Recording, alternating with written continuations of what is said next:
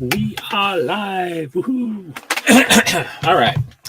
Welcome, everyone. Happy Monday. I hope you all had a good weekend.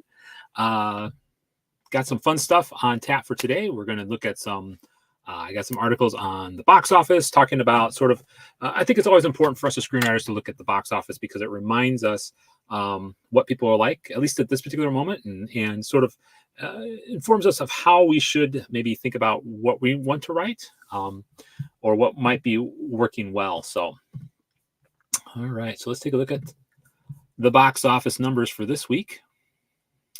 And I wasn't too far off, I don't think, in terms of box office. So let's pull up those numbers here. Let's do that. Where's my share screen? I was like, where did my share screen go? Okay.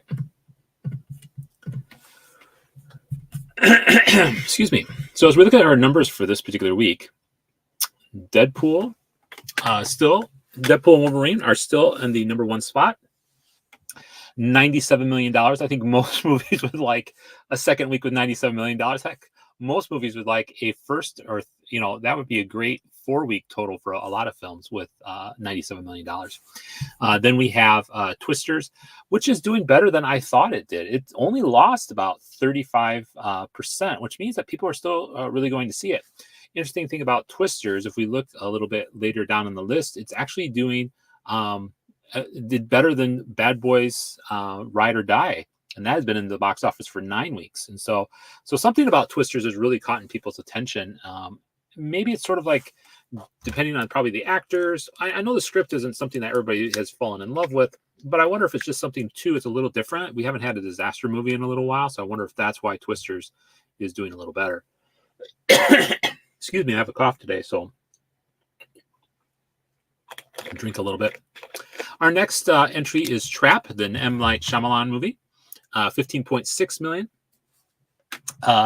It was a trap to go see it. It really wasn't that good. Yeah, sort of like it was really much a vehicle for M. Night Shyamalan's daughter. I mean, so I won't spoil it too much for you guys, but it's not a good movie. So I'm assuming this $15.6 million is going to probably be the highest that they'll make with this. Though it only had a budget of about $30 million. So he's probably going to make his money back on it. Despicable Me 4, still looking good, still holding strong with only a 29.9% decrease. So same with Inside Out 2. Both of them are doing really well. Walt Disney Studios has needed some hits, and so they've gotten 2 good hits and 2 big hits. I mean, these 2 things, they're expecting that Deadpool and Wolverine should take over the front spot from Joker by the time it's done in theaters. If we look at some of the other new movies this week, Harold and the Purple Crayon, sort of trying to cash in on the family sort of market, came with a disappointing $6 million. To be honest, I haven't really heard about it. I think the bad thing about some of the children's stories is that you knew a lot about Despicable Me. You knew these 2 titles. And so this is sort of the argument to why you don't try a new IP, is because you have name recognition Inside Out 2 as well as Despicable Me. And so people are going to want to see it because they know what it is. And it's not to say that Harold and the Purple Crayon is a masterpiece as well too, but it definitely has not found a lot of legs. Very disappointing opening. And so in comparison, it made less than a movie that's been out 8 weeks in Inside Out 2. Longlegs still continues to thrive. Look at that, $66 million. So Neon is still really doing really well with that particular film. Still, look at the percentage, 38.9. So that means it's really still doing good. It's not losing as much as what we would think it would. So a lot of people want to see it. Quiet Place is on its way out of the theater. I think it's been sent to streaming as well too. So I'm not expecting this to get much over 140. I was thinking 150 last week. New movie, Firing Squad. It's from Atlas Distribution Company, so it's a smaller studio. So same with Poinio. Again, we're not expecting a lot out of them as well either. So there wasn't too many other. So like I said, I don't think there was that many surprises from this week. Oh, hi, Praveen. How you doing? Can you recommend me a funny, serious action movie? Let me think here for a second. A funny, yeah, Wolverine and Deadpool. Uh, well, I'm okay. Serious. Okay, so a funny. So it sort of depends on what you mean by funny.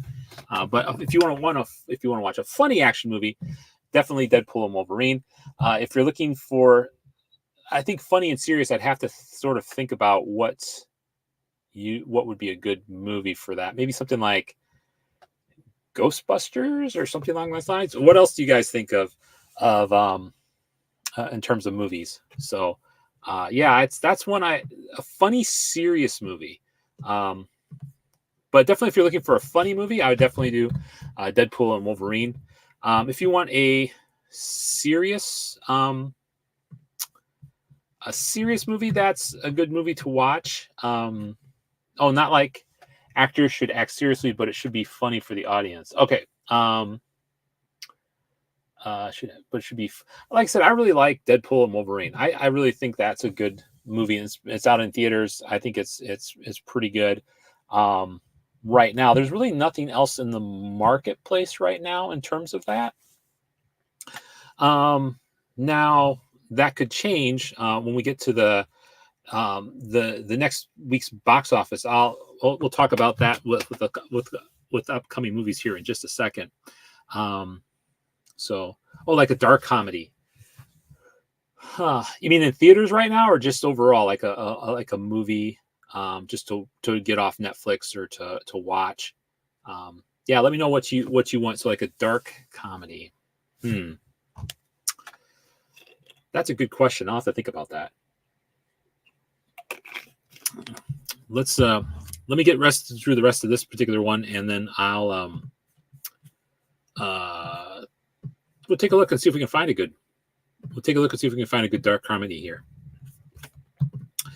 I know like 6 Feet Under is a good television show that I think is more of a dark comedy and stuff like that. So, but just to sort of recap, excuse me again. Like I said, I don't know why. Probably has been talking too much, which is pretty funny. But yeah, just looking at from Hollywood Reporter today, sort of summing up basically the the same thing. I like that Deadpool really is Marvel Jesus, as the anti-hero likes to call himself. Because like I said, they're doing really good.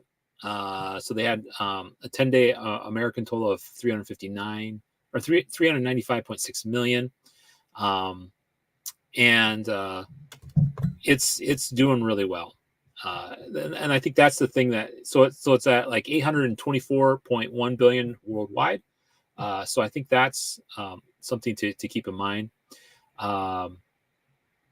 And it just passed Passion for the Christ at 371.1 million in terms of domestic box office here.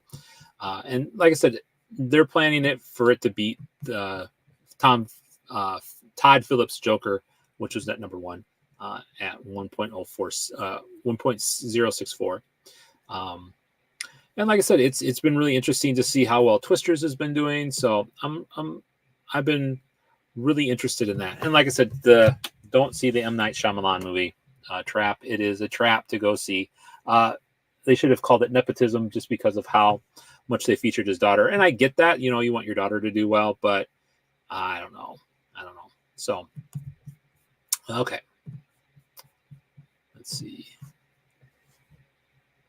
There's a good one. Thank you, Mona, for that suggestion. War of the Roses. That's a good one. Yeah.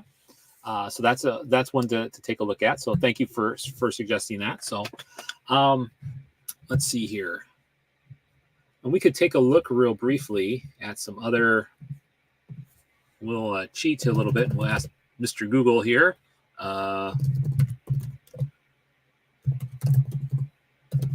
Okay. So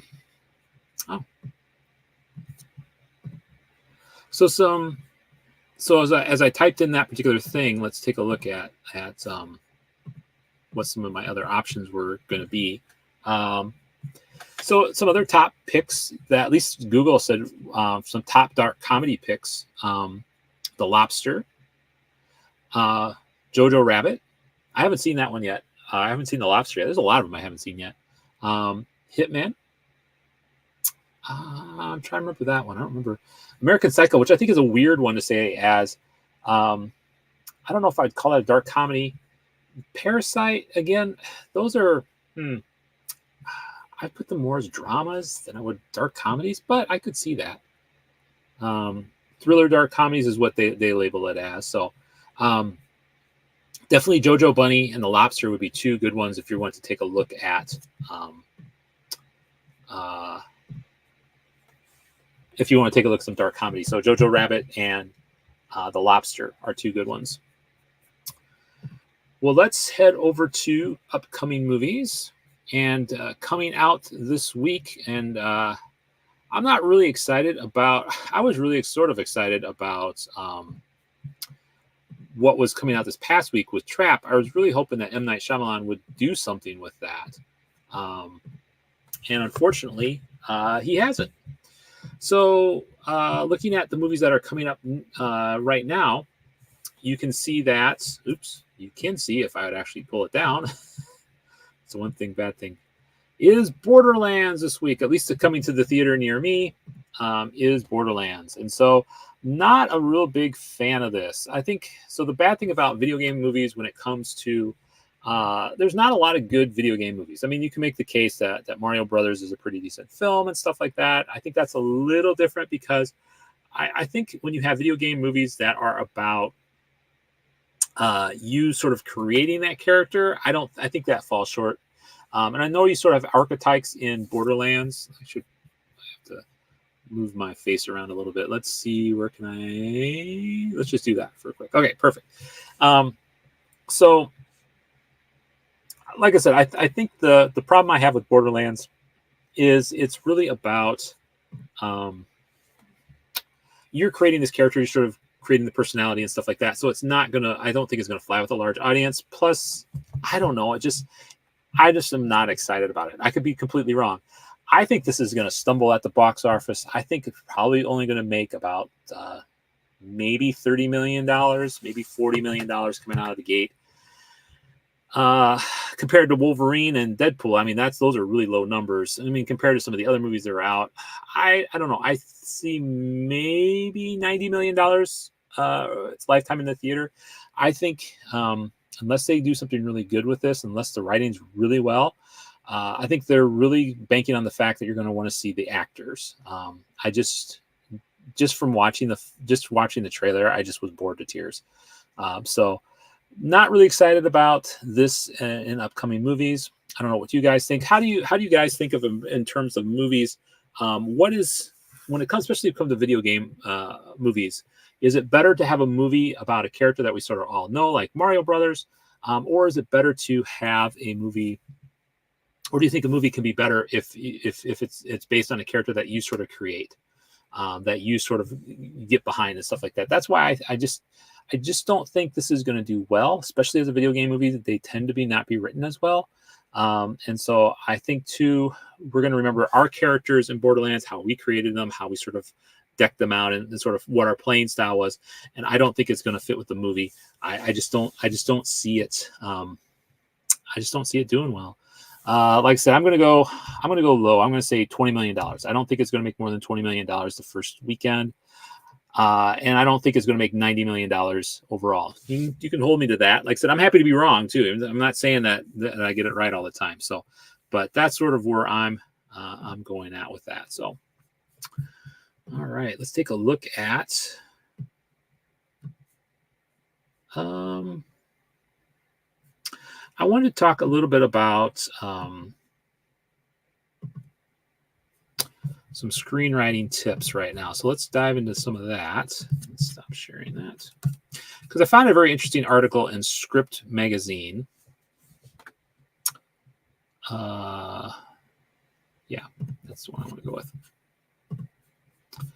So I found a very interesting article from Script Magazine, and I wanted to share it with you today. So one of the things I like about Script Mag is it talks, there's a lot of different interviews with different writers and stuff like this. I think the interesting thing to talk about today is short films. I think a lot of times as screenwriters, as we think about writing films and stuff like that, we always think they always have to be 2 hours long. And this one's fairly short. I want to say it's only about 7 minutes long. And it talks about a topic that I think a lot of people, I think is a really powerful topic, and a topic that will resonate with a lot of people, but it's the grief process. So searching for answers to the grief process, a conversation with Hey Dad, short filmmakers Aaron Schoonover and Drake Tobias. So this short film explores grief in a way that wraps you up in your arms, like the fulfilling feeling of eating fresh from the oven baked chocolate chip cookies. It's if that's your jam. It's heartwarming, it's funny, it's sincere, and it's made by an incredibly talented filmmaker, Aaron, and actor and co-writer Drake Tobias, based on a personal essay written by Tobias. So this is another thing just to sort of think about too, is the sources for your film don't just have to come out of your brain. Well, I mean, they have to come out of your brain, but I mean, there's different ways that you can have them come about. You can have them come about from essays. You can have them come out from short stories. I think a lot of times we sort of think that everything sort of has to come out fully formed. We have to think of it from a long-term source, but just even a personal essay is something that you can do to change or to create a screenplay. And I think that's pretty interesting. Let's see here. Let's drop down a little bit. Let's see. I felt, so Drake writes, this is the co-writer. I felt like the other way, because he came to me and was very gracious and was like, hey, I want to do another project. And we weren't quite sure what was going to be. And he said, what do you think? What do you want? And obviously the thing on my mind at the time was my dad. And it speaks to Aaron's character of how comfortable I feel with him and how much I trust him. I wrote him the angriest and most confused essay ever, and there was no script. I kind of threw it at it. And to credit Aaron, because he took it and turned it into the language that is today, working on something like Rabbit Hole, he's a very easy person to trust, very caring director, producer, and writer. And through the conversations we had, I could tell that he understood, and he had his own opinions as well. And we came to make something really cool. So again, this is a personal essay. This is something that he wrote about and stuff like that. And so this is the piece to sort of think about. So he took an essay. So this wasn't originally written as a screenplay. So again, he took an essay, and Aaron took it and broke it down into something that they could use to shoot and that they could create and stuff like that. So again, so think of it as in terms of, hey, maybe there's a picture you really like and you want to create a story behind that picture, or maybe there's a meme you want to create a picture or a story around and stuff like that, or there's an article that you read in a history book or a magazine, and you're like, hey, this is really cool, I really want to make a movie off of it. You can do that. And again, don't worry about trying to make a 2-hour movie. Make a 7-minute movie, 7 pages. How do you express? And I think that's a great exercise for all of us to try today. Try to create a screenplay in 3 pages based on an image. So let me know what you think. Let me know if you have any good ideas for that, and let me know, and I'll be happy to read them or show them off to people and stuff like that. Because I think that's it's sometimes it's easier to create a story with as much length as we want. It's a lot harder to tell a tight, powerful story. And I think this is what this article about Aaron and Drake working on Hey Dad, this is what sort of really spoke to me at times, was it really reminds me of how do you create a good story in not so many pages. And I think once you can get really good at telling stories with not very many pages, then you can sort of start moving out to bigger stories, because then you're not, because I think a problem with a lot of scripts right now is that there are a lot of it's filler, and these short condensed stories really help you not be helps you work on making good stories. So one point I wanted to point out in this particular article, and then the big monologue at the end is kind of Drake's. What he had written is the first essay he had sent me. It was cool to throw the ideas together. And originally, Drake had pitched it as a very still conversation between 2 people. And I was like, what if we do a weird experimental thing? Doing these short films is fun for me because I didn't go to film school. So I'm trying to find my voice and try to just play around with different kinds of elements of filmmaking. And another thing you'll notice too is people, another quote that I think is important too, is people write about their trauma and their grief. And a lot of things that you watch are very heavy. I'm like, we can make a short film about death. I mean, not fun, but relatable and not heavy. Finding the balance of that with Drake. So like I said too, I think another nice thing about this particular film is that it takes the convention and changes it. It puts it on its head and stuff like that. And I think it's important that when we think about our stories and stuff like that, what is the new angle that we could go with doing that? How do we create a story that people haven't seen before, but is relatable? But we look at the story from a different perspective. And that's why I really was disappointed with Trap, was because it was from the perspective of the serial killer who's trying to get free. And it could have been a lot more interesting than it was. It was pretty boring. They could have done some of this, learned lessons from this, and cut the film down considerably and had a lot better picture. Let's see here. What's the other part that I wanted to talk about? Was let's see. I was really mostly shy. I think this was this particular paragraph. The last thing I'm just going to point out is this last quote by Drake. Again, one of the co-writers. I think the one thing that really helped me was that it came from something that I wrote. So talking about being vulnerable and doing his performance. So this is one of the reasons why actors sometimes like to write, is because they know where they're sort of coming from. So it was my language, and they were my thoughts. So a lot of those early scenes where I'm sitting cleaning clubs or making sandwiches or talking, these are the things that I was annoying the people close to me with for weeks or months before we started filming. So getting on set, it was like, this is where you want me to stand, Aaron? And then we toyed around with saying it different ways and really trying to make it feel like just one all the way through, as opposed to a bunch of different cuts. And that was a big part too. Aaron having the full vision, whereas I just got to show up the day and say a couple of words. So as for the end, I do remember I was really emotional that day, and we did a few takes, and Aaron told me to bring it down because I was a manic. And I remember arguing with Aaron and being like, no, this is a big thing. And now watching it, he was totally right. So toning the performance right really just goes to Aaron being able to watch it with the full scope. And I think that's the other interesting thing as well too, when you think about creating your own movie, especially if you're going to be the actor as well as the writer, is to have someone come from the outside and say, hey, because Drake is obviously feeling these emotions that he's experiencing around this loss, and Aaron is able to say this is going to come across better for the audience than not. So I'll link this in the description, but give this a read. I think it's good to, again, how do we create nice, tight screenplays? All right, so let's take a look at pop culture. So we're going to take a look at pop culture right now. We got some fun articles that came up for pop culture. Let me get rid of a couple of different things here. So let's take a look at Rebel Moon here. Oops, that's not what I wanted. I wanted to do this. There we go. You think I'd be getting better at this, but sometimes not so much. Okay, so really quickly here. So Zack Snyder, Rebel Moon director, cut part 1. He made a director's cut for Rebel Moon. And this is from Forbes. Paul, who I think is the better of the two critics for Forbes, talks about this. And I've watched a couple of other YouTube videos about it as well too. Luckily, I haven't watched this one yet because I wanted to get a feeling for that. But I did watch that was the reason why I actually went back to Netflix, was when Rebel Moon was released, and it was really, really bad.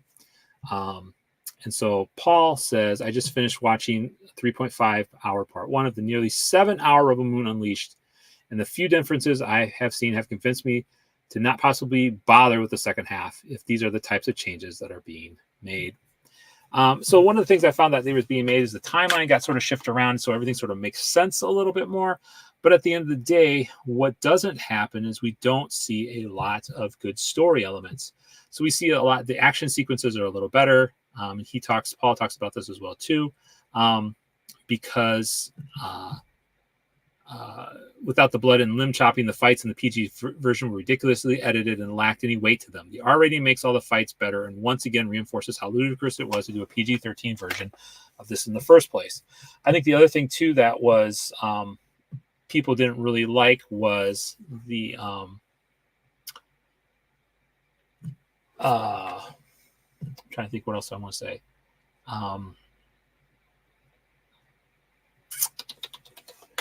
What else do I want to say with this one? It just wasn't a good script. It just wasn't a good script. And then Paul points that out as well too. The script is bad, and this is why. So the part that I thought was very telling was I was watching one streamer and they're like, if this was his vision originally, so traditionally the reason why you get a director's cut is because the studio doesn't like how the director has it, and they say this is what you can have. Zach came into this knowing that he was going to make a director's cut. And I'm like, why didn't we just see the director's cut to begin with? What was the benefit of us seeing Rebel Moon in this lackluster state? You know, it's like you had the power to do what you wanted to do, and instead you didn't do that. And so I think it's important to ask the question, why didn't you do this in the first place, Zach? You just wanted to make a director's cut just to make a director's cut. And it was a stupid idea. He should not have done this. We've heard from Zack Snyder before that he doesn't really care what the internet thinks. He's got a small group of people, which is dangerous in that they don't give him, if there are a lot of yes people, they're not going to give him the answers he needs to understand that this is not a good thing. You should not be doing Rebel Moon right now. You should not have made something along these lines. And so that's the piece that I think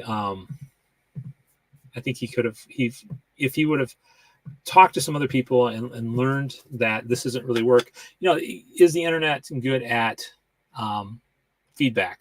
Yes and no. I mean, you got to learn how to sort of figure out how to sort of look at that criticism and take that criticism in, but at the same time, ignoring that criticism, it gives you a blind spot. And I think this is really showing up in Zack Snyder, in that Rebel Moon was really people would not tell him the truth about how bad his movie was. And he's surrounded by yes men and yes women. And that was his blind spot. He really should not have made it. Or if he was going to make it, he should have just released the director's cut. Was not a good thing. All right. Let's talk about something that actually is good. Will there be a House of the Dragon season 3? The answer is yes. It's been doing really well. I'm behind on some of the episodes and stuff. So House of the Dragon 2 is a spinoff based on George R.R. Martin's Fire and Blood. Takes place roughly 200 years before Game of Thrones. So if you like Game of Thrones, you're going to really like this. And so the interesting thing about this particular series and stuff like that is people are enjoying this because this came out around the same time as The Acolyte, and people have been enjoying this more than The Acolyte. And I want to give you a reason why that this is going so much better than The Acolyte did. So let's take a comparison. I'm going to look at one of the writers here and give you an idea of what kind of writing chops they have. So if we take a look at, we're not going to look at George R.R. Martin because he was the one who originally came up with the theory. So if we take a look at Ryan Condell, let's just go down and look at his writing credits. So he's got 8 writing credits. So he's written a total of almost 50 episodes. So he's written, that's producer, sorry. I don't know, sometimes it never wants to get on there. There we go. Okay, so he's had, is that produce? No, it's his writing. Okay, so he's got 3 upcoming writers, things that he's working on. He's working on House of the Dragon again. He's working on Highlander, the screenplay, and Logan's run the screenplay. I'm interested in both of those particular products. I really like Highlander, and I also like Logan's run as well too. But let's take a look. He's written close to he's written a lot of different things. I mean, he's written 1, 2, 3, 4 movies. I'm not a big fan of Rampage, but hey, he's written those things, so he's a seasoned writer. He's also written 36 episodes of The Colony and has also written 18 episodes for the House of Dragons. So he's written quite a bit. And let's take a look at the other writer. And I'm looking for, I should have pointed this out. I'm looking at season 2, episode 8, which has got a decent rating, 6.6. So not everybody loved it, but it's not bad. So if we look at that with Sarah Hess next, who's the other writer on there, let's just take a look at what her credits are. And if we look at her writing credits, look at how many episodes she's done. She's done 1 episode of Deadwood, but she's done 74 episodes of House. And then she's also done 8 episodes of Orange is the New Black, and then 4 episodes of House of the Dragon. Now let's take that and compare that to The Acolyte. So give me a moment here. And we'll take the same. We'll go to season. Let's take a look at episode 5.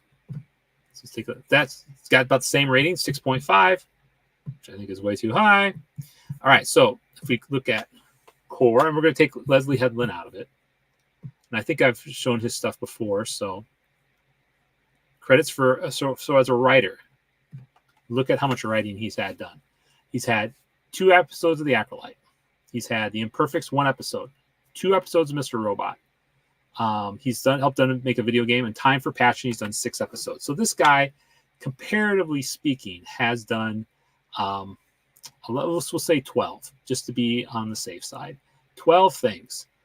Versus if you looked at the stuff for the rest of the House of the Dragon, they're a lot more seasoned writers. So let's go back and make sure that that maybe he's just a new writer on this. There's someone else that they're pairing him with. So let's take a look at Cameron Squires, see how much they've written.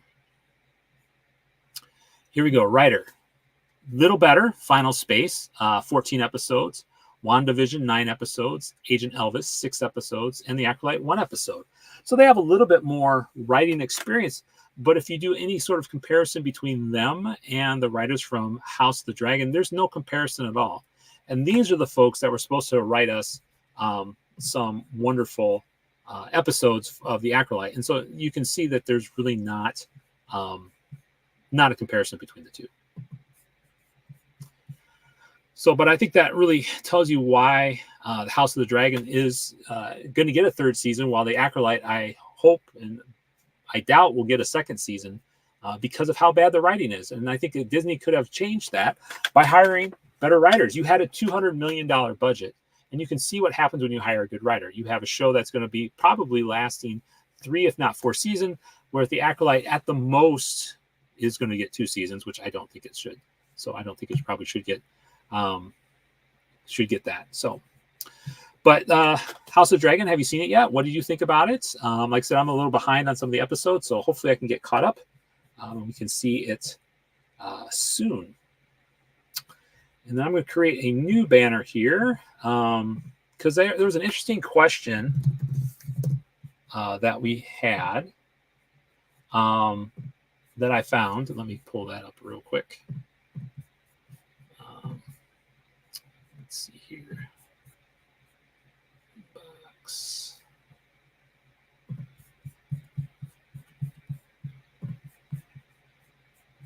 All right.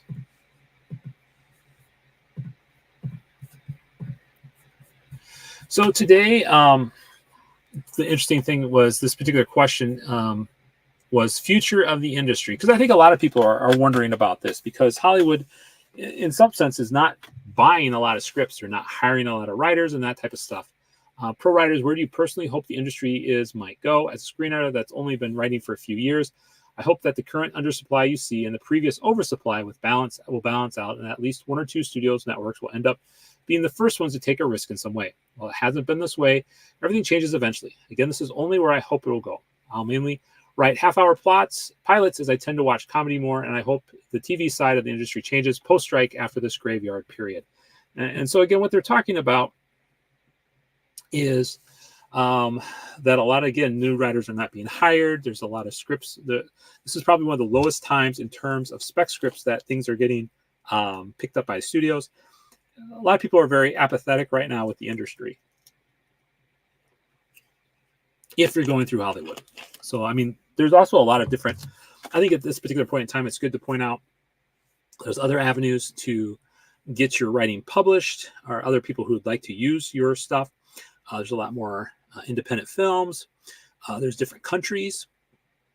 I mean, you have to go out and do the work to find these folks. Yeah, you got to go out and do the work and to reach out and get all those different amounts of rejections. But at the end of the day, you can still find people who want your writing. You can also do stuff on YouTube as well too, with your content, and create content around it. So here's a couple of the responses that I wanted to point out. So people aren't going to stop watching TV. TV will be released next year. Hence, rooms will have to open during the back half of this year. Beyond that, no one can predict the new landscape until at least second quarter of 2025. I thought that was a pretty good response from Post No Bills. Personally, I'm hopeful to return to baseline normal where there actually work to be had for TV across all departments. The first step is for the studios to actually start greenlighting shows again. We will probably never have as much work as there was during the streaming wars. That bubble has popped and is long gone. But I still believe that TV and cinema, for that matter, have relevance despite viewerships investing time in short form content. People want good stories just as much as they want to be entertained, but the studios need to return to a profitable model first and foremost. So unfortunately, we'll be waiting on the C-suite to figure out what they're doing, because they're absolutely shit the bed trying to be their own production companies and distributor streamers. Last one that I want to talk about, I Want to Film This, is he's not a pro screenwriter, but works in media. Peak TV and the streaming wars created a bubble, but it was a bubble on top of a bubble. The gut of complete trash of broadcast TV, stuff nobody would pay for and not many people really watch. But TV was the major ad delivery system, and cable bundles squeezed out cash for bullshit that could never thrive on its own. With the core being cut and social media and YouTube gobbling up the ad dollars, my prediction is the industry moves towards content worth paying for, and that means a lot less forever.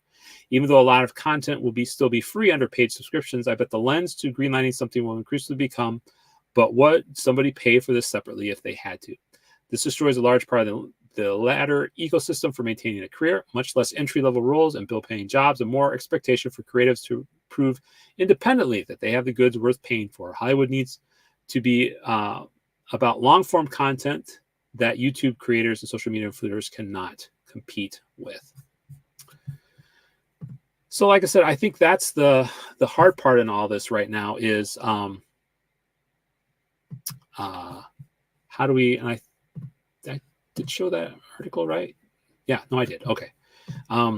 So I think that's the hard part of it right now is how do we deal with an industry that's not really buying stuff? And again, I think a lot of it is going back to figuring out what other forms of ways you can get stuff published, working with different people, making it yourself. I think Hollywood really has to figure out how they're going to produce movies and stuff like that. Because I think the hardest part is, you're spending 60, 70, or actually more than that, over $100 million in the film, and you're putting all your eggs in one basket. And if it's a bad film, it's a bad film. Hey, Bennett. I think if you want a big studio to use your pre-written script, you need to write a script about our existing IP and pitch the idea to the studio. Yeah, I mean that's one way you could do it as well too. Is you could pitch it to a studio and see if they like that. The reason why I know a lot of writers don't like that is because if it's hard for because they already own the IP, so they could just steal your idea anyway. They can say, oh yeah, one of our other writers came up with something like that. I think that's where a lot of folks don't like writing it, because it could show them that they could write well for this particular IP, but at the same time, the studio, since they own that particular IP, can poach that particular idea. And so a lot of people are like, I'd rather write my own stuff so that way I don't have that type of worry that if they take something that's going to be my original idea. The other thing that people sort of shy away from writing for IPs in general is because they get sort of shunted over as like fanfic. They're like, right. I think that's the only way a studio is going to pick up an already existing script. Yeah, I mean that's where we're at with Hollywood right now. Is it's only going to be about movies that, well, it's the investment for the investors. The reason why we're at where we're at right now is investors want a sure thing. And so the reason why you have so many sequels and prequels and everything else, or made from books, and you don't have a lot of original ideas, is because they're spending so much money on movies. This would be a lot different if we were spending 30 to 40 to 50 million dollars on a movie and looking for expectations coming out of that. Because if we looked at the box office for this particular week, there's not that many new movies that came out that actually made close to 10 to 20 million. I mean, you had M. Night Shyamalan, who's going to probably make his money back. I mean, he put $30 million into this particular movie. He self-funded it. And he's probably going to make some money back from that, even though it's a bad movie and stuff like that. But the studios have to get used to what I think, to put it in a baseball analogy, studios need to go back to trying to hit singles or doubles. Right now, every time that studios are coming out with movies, it's more like, what's the home run? Where's the grand slam? And they need to stop doing that, because I think that's sort of ruining their particular business. So, but yeah, and then that's the hard part for us as writers and screenwriters, is to, how do you get eyes on your work? So that's why some people go with the screenwriting or the screenwriting competition routes. But that's a whole different racket. We can explain that on a different video. But some people, sometimes those are really good, but they're an industry in of itself, is these screenwriting competitions, because, they make money on these things. It's not like they're doing this out of the goodness of their heart. You have an entrance fee for that, and you have to pay for that. Yeah. So yeah, I agree with you. You agree, Bennett. So, but yeah, so that's, so that I think is a good timely topic to talk about. So, let's take a look at screenwriting software, update. So, if you haven't watched one of my latest videos, I talked about Pre-Write, which is, has got a great free section on there. And I'm going to just do this because there was a part that I was having there was a point on that I was having a problem with getting one of my characters put into the screenplay. And I talked to the people from Pre-Write today, and they helped me sort of figure that out. So I'm going to show you that little trick on how to do that really quickly. And I'll probably do, when I do my review video, I'll also talk about this as well too. So, so I'm at my dashboard for Pre-Write, and then I basically go to advanced settings. I go to automation, and then I select automatic plus manual, and that will allow me to add my character straight into my scene. So that was a good catch on our part, because they hadn't thought that people would do that. They didn't realize how crazy I was when I do my writing, that I always don't do things by the book. And so the other thing to know about Pre-Write is you also want to be using Chrome versus Safari. It's optimized for Chrome, and so that's the bad thing about that.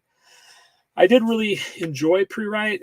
I talked to them a little bit more about the price. I think the price is a little too much. I think $15 or $14.99 per month is a little much. But the nice thing is, if you have fade in, or if you have another type of text editor that's different from Final Draft, which doesn't have like a pre-writing system, I would tell you, so especially if you're using fade in, use Pre-Write to help sort of outline your story, and then use the editor in fade in, and I think that'll work better. So that way you can use the outlining function in Pre-Write, because it's a great outlining function. I really like how you can put images up there and get the scenes laid out, and then go to fade in and write. So I think that's my suggestion if you're going to use Pre-Write. It's also good if you're doing YouTube videos, or if you're doing, if you have a business and you're trying to do like a creator story. So it's got a lot of nice things. I'm still talking to Pre-Write to see what they suit their sort of target audience is. But it's a good, especially for film, it's a nice outlining feature. So definitely give Pre-Write a look. I talked to the people at Studio Vidity today, so that was a fun conversation, and I'll be doing a couple videos for them in the near future. I'm not getting paid for any of those, but it's a great choice. It's a great low cost choice versus Studio Binder. So the thing with Studio Vidity, it does have a screenwriting editor in there, but the magic comes in when you're actually producing your film, because it helps you see, what you need your shot wise, what your scene wise, when do you need the actors here and there. It's really a nice type of app, and it's really inexpensive. If you compare it to Studio Binder, it costs 10 times less than Studio Binder, and it's also usable on Android, which is one of the things that for us Android users, we don't have a lot of good software that we can use for our phone, and so I would recommend to take a look at Studio Video if you haven't yet. So take a look at that. So those are the big screenwriting software updates for this particular week. And let's see here. What do channel updates? All right. So for me, for channel updates this week, I'm back to work. So I'm off my sabbatical. So hopefully, so I'm trying something different this week, in that I actually paid for StreamYard. And so I'm going to be trying to take some of the videos that I make with this particular thing and push them out as separate, smaller chunks to see if people like to watch those, especially the box office ones, because I think the box office, as well as the upcoming movie things, I think are interesting, at least my take from a writer's perspective. I still got, I have my second guide on what to do next after creating from idea to first draft. I still got that video that needs to come out hopefully this week. And then I think the next video that I'm hopefully going to work on today is going to come out on Wednesday. And that video will be first page of Inception. Let's see, I don't have the book with me, but I bought the screenplay or the book for Inception. You can get it free off the internet as well too. But I think these first pages, so you can look at how to start a screenplay, have been helpful for me. And so again, it sort of helps you sort of figure out, okay, what do I need to see in that first page? How do I get introduced to the characters? How do I get introduced to sort of the theme of the movie? I think Inception does a great job. Fun fact for you, it took Christopher Nolan, who wrote Inception, 10 years to come up with the movie. He actually envisioned it as a heist movie, believe it or not. And so that's sort of what he was. That's where Inception came from. It was a heist movie, but he didn't like it for such a long time. And then he had to figure out who the antagonist was. And he didn't, the antagonist he had in there wasn't Leonardo DiCaprio's character's Cobb's wife in the movie. It was not the villain until several later revisions. And that's where the difference came in. That helped shape Inception to what it was, and why it's such a groundbreaking, wonderful movie. Well, I mean, from the cinematography and stuff like that, but just also, how do you deal with dreams? How do you deal with creating rules? I think a lot of things that modern movies have not done well is, what are the rules for your movie, and do you stick to your rules? I think that's one thing that's like in the Acolyte, they have not done a good job doing. But the opposite, in the House of the Dragon, they've done a good job of sticking to what the rules of that universe are. And I think it's good and important to say what the rules are and how do you stick to those rules. And I think that's one thing that, again, more writers and more studios got to figure out how do you stick within those things. All right, so I think. So yeah, so we got Inception. We got the second half of the next in our series of lessons on how to create that first draft, that vomit draft. And I think those are mainly the ones that are going to come out. Plus, I'm going to try some of these. So let me know if you like the cut up from the stream. You can always, like I said, there's some fun stuff that I think is helpful, and they'll be a little bite sized, because I know I always try to put the what I want to say. I always put the timestamps below, and some people really like that, and some people don't. But maybe I can make some separate videos out of this and target the thumb titles and stuff like that, so people can see if it's really something they want to talk about. So, all right, thank you all for joining me for today. I hope you have a great week. I hope your writing is going well. If you have any questions, always feel free to let me know. Always happy to answer them. Like I said, so that's sort of what was going on for this week. I'm still working on these books right here that are the ones that are the screenplay outline book. I'm really enjoying this one. I haven't finished it yet, so I'm still working on that. And I'm hopefully going to have a review up so you guys can find out if you like to be tactile and you like to hold on to stuff, whether some of these products are good for you or not. If there's any other product you want me to look at or anything else that you need from me, again, let me know in the comment section below. And as always, live well and write well. Have a great week, and we will see you soon.